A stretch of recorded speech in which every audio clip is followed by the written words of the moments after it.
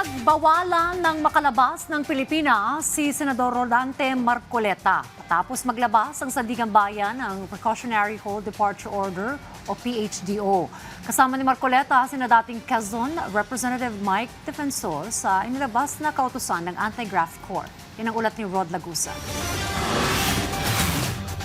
Kasunod ng inilabas na Precautionary Hold Departure Order o PHDO ng Sandigan Bayan 7th Division laban kay Senator Rodante Marcoleta na isa sa mga bagong Vice Chairperson ng makapangyarihang Senate Blue Ribbon Committee, hindi pa muna nagbigay ng payag ang senador dito ng tanungin ng mga mamamayag. Sa susunod na yan, boss. Opo. Pagbibigyan ko kayo. Pero sir, yung whole departure order po ng Pagbibigyan ko kayo sa susunod.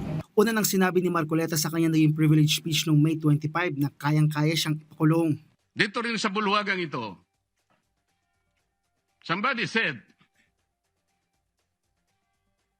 sometimes you need to bend the law to be able to please the people.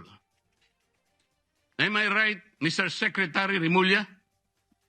Secretary Remulla, then Secretary of Justice, now Ombudsman, said loudly, yes, sir. So pwede na nang baluktutin lahat, kagaya ng pambabaluktot na ginawa nila.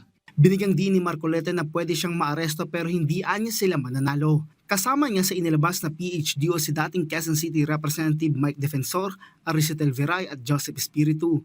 Naharap sa reklamong plunder, paglabag sa Presidential Decree No. 46 o pagtanggap ng regalo at indirect bribery sina Marcoleta, Defensor at dalawang iba pa sa Office of the Ombudsman kaugnay ng umunoy 75 million pesos na campaign donation. Kinumpirma naman ni Bureau of Immigration spokesperson Dana Sandoval na walang record ng pag-alis sa bansa ang apat. Ito'y kasunod na rin ng inilabas na PHDO ng Sandigan Bayan. Sa naging ex parte application ng Office of the Ombudsman, iginiit nito na flight risk si Marcoleta at iba pa. Kasama sa mga ibinigay na rason ng ahensya ay may financial capacity si Marcoleta para makalabas ng bansa at non-bailable ang reklamo laban sa kanya. Kasunod na rin ang hindi nito pagdeklara na naturang halaga sa kanyang salin, may posibilidad anila na takasin ni Marcoleta ang batas. Binigyang diin ng ahensya na responsibilidad ng bawat public official na ideklara ito. Sinubukan namang hingin ng PTV News ang panig ni Defensor pero wala pa itong tugon sa kasalukuyan.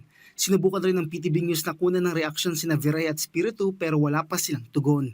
Rod Lagusad para sa Pambansang TV sa Bagong Pilipinas.